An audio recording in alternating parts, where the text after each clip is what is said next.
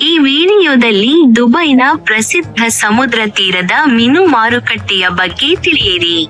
ಬಂದರುಗಳಿಂದ ನೇರವಾಗಿ ಇಲ್ಲಿ ಪ್ರತಿದಿನ ತಾಜಾ ಮೀನು ಮತ್ತು ಸಮುದ್ರಾಹಾರ ಲಭ್ಯವಿದೆ.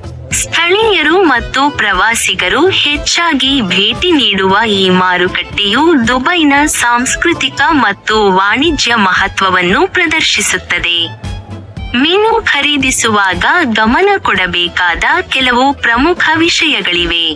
ಮೊದಲು, ಕಣ್ಣುಗಳನ್ನು ನೋಡಿ. ಅವು ಸ್ಪಷ್ಟವಾಗಿರಬೇಕು ಮತ್ತು ಕೆಂಪು ಬಣ್ಣದ್ದಾಗಿರಬೇಕು.